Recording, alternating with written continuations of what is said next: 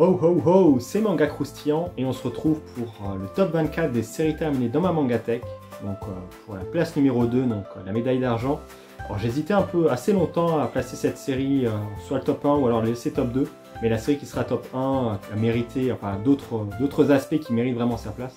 Pourtant la série top 2 là, elle aurait vraiment toutes ses chances aussi et tout son mérite de se placer là. Tant elle m'a marqué lorsque je l'ai lu et m'a fait ouvrir les yeux aussi sur des sujets que je pensais pas forcément trop. Donc on va parler d'Éclat d'âme, d'un auteur aussi dont j'ai déjà parlé, donc j'ai déjà parlé des Cœurs évanescents, c'est exactement le même auteur, donc on peut retrouver un peu son trait. Je sais pas si j'ai des pages ici qui peuvent vous montrer un peu des aspects de son trait qui peuvent un peu paraître poétiques. Donc on va suivre un peu, c'est comment Tatsuo, je crois il me semble, Tatsuo le personnage qu'on retrouve ici, qui est un lycéen normal mais qui à un moment va se prendre, il était en cours sur son téléphone, il y a des camarades qui vont le prendre sur son téléphone, ils vont voir que tiens, dans son historique, il a regardé des vidéos gays, donc ils vont un peu se moquer de lui au début, il va faire ah non mais c'est pas ce que vous croyez, c'est une erreur en fait, je suis tombé là-dessus comme ça, et on continue un peu à se moquer de lui, et lui il va pas forcément très bien le prendre, parce qu'il va se dire mais attends, sachant qu'en plus je suis amoureux aussi d'un camarade, on va apprendre assez rapidement que Tatsuo est quelqu'un qui aime bien les hommes, c'est quelqu'un de gay, mais voilà, avec le maintien,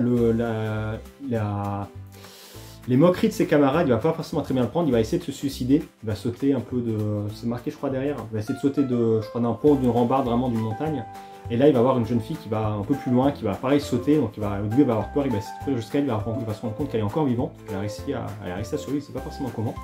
Il va discuter un peu avec cette jeune fille, il va voir que elle est en fait gérante d'une sorte de petite maison, d'une sorte de petit club où se regroupent plusieurs personnes de personnalités différentes. De personnes d'âge et d'aspects différents. J'ai peut-être une image là qui vous présente un peu ça, avec les différentes personnes.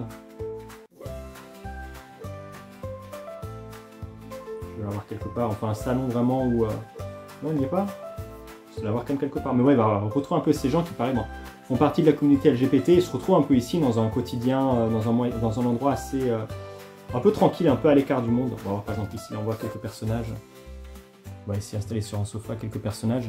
Ils se retrouvent un peu à l'écart du monde, à discuter, à passer des moments tranquilles, à être eux-mêmes en gros, vraiment c'est vraiment ça, être eux-mêmes et apprendre un peu le quotidien. Et pareil, Tatsuo du coup qui est là, il va essayer d'apprendre un peu à les connaître, à découvrir pourquoi est-ce qu'il aime les hommes, comment est-ce que d'autres personnes aussi peuvent peuvent lui ressembler et pourtant avoir des choses un peu différentes. On a par exemple une personne qui a une femme, voilà, qui avant était une femme mais maintenant se considère comme homme et qui va aller voir ses copines, mais pareil qui n'est pas forcément trop bien vu.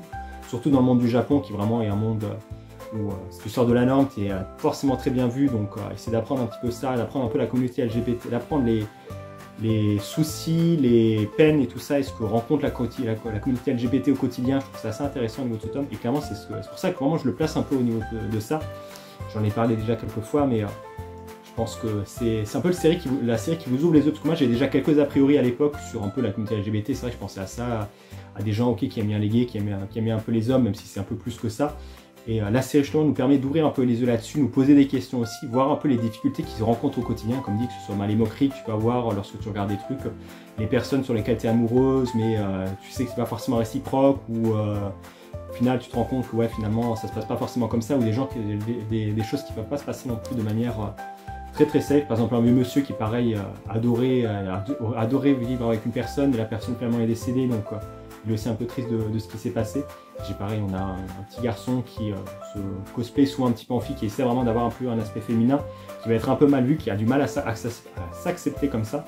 Donc vraiment c'est une série. Pourtant c'est pas forcément le seul, il y a d'autres personnes qui s'acceptent, qui n'ont pas forcément grand chose à foutre du regard des autres, notamment un couple aussi de femmes qui, sur la femme, vont réussir à se marier.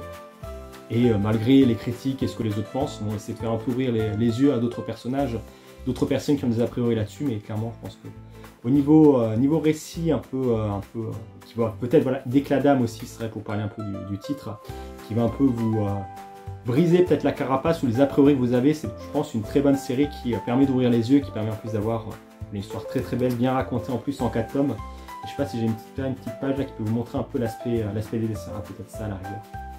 Voilà, là par exemple, je présente un peu l'Éclat d'âme, l'âme du personnage qui éclate avec un peu ce qui renferme au fond de lui et ce à quoi il pensait, ou les choses un peu qui tracassent. Vraiment c'est un peu de le fracturer pour le remettre en avant, et c'est de le lancer sur un projet qui va pouvoir l'accepter et permettre de lui ouvrir les yeux sur des choses qu'il ne pensait pas forcément, parce que pareil Tatsuo n'est pas forcément trop au fait non plus de ce qu'est la communauté LGBT, donc il va apprendre avec nous aussi, on va apprendre un peu des choses sur en quoi ça concerne.